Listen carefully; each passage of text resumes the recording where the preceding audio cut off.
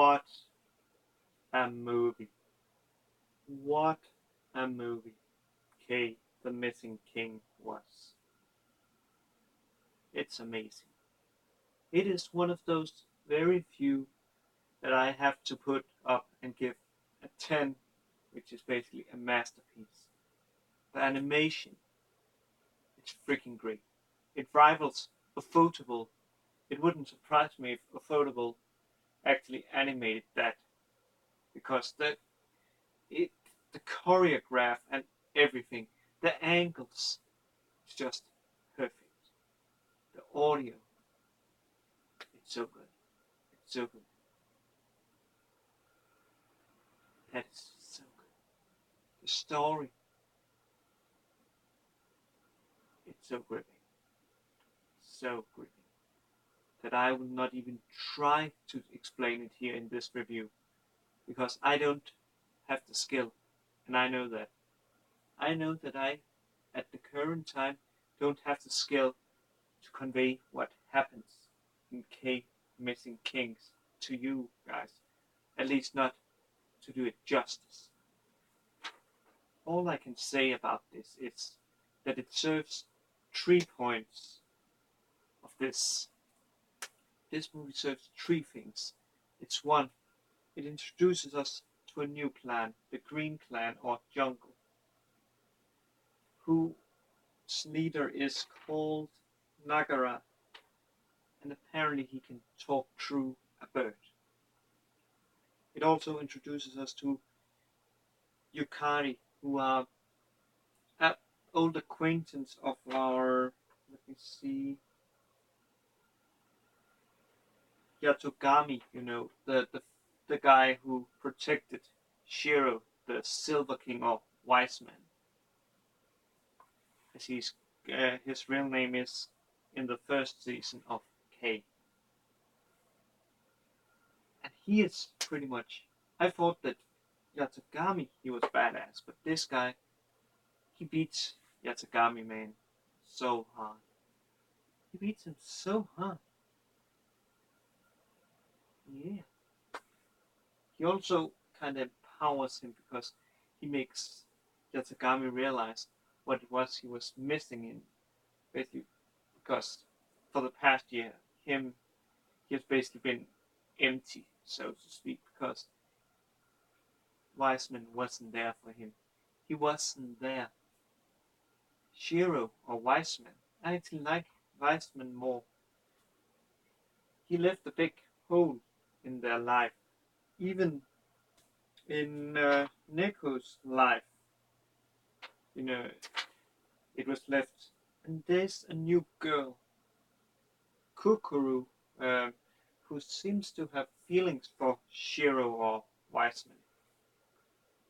Yes, that is, let's say, that is the minor things in this episode. The big thing that this actually puts up is basically getting us a new Red King, who in this movie turns out to be Anna. She is, oh man, I really love how they basically uses all this movie to show how should we say the power that what is it called, the Red Clan still had. It wasn't, let me see, Mikoto's power. It was Anna's power. However, it was dormant because she hadn't accepted that it was her flame, that she was the new Red King. So, yeah. But she finally accepted, and that empowers her and her clanmates. However, we also find out that what's called that apparently when a new Red King is created, it isn't like they just have instantly control over their power.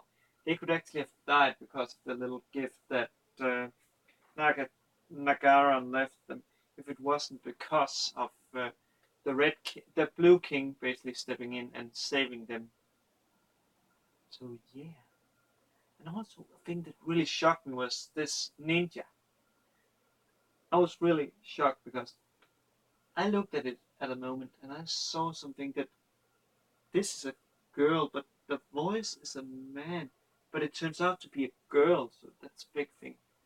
And the final thing, the third and final thing is that, oh well, it's also important that Anna, she forgives, or not forgives, she comes to term with the Blue King killing Mikoto because that's what he wished for, but she cannot forgive him for killing him. So yes, and the final thing is that we finally get to confirmation that Wiseman, or Shiro, he is alive.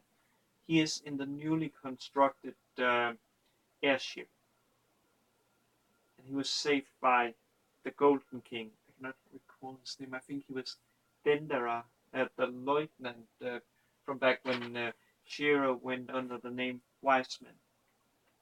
And from what I can understand from the ending, he is going to move forward, basically like get back into the game, so he can talk, so he can get reunited with Neko and Yatagaro. It's also sad to see the Golden King die because he saved our main character. It is a nice way he dies, and the final words he says, "It's a beautiful day. It's a shame to close my eyes." And then he dies. It's so beautiful. This movie is so beautiful.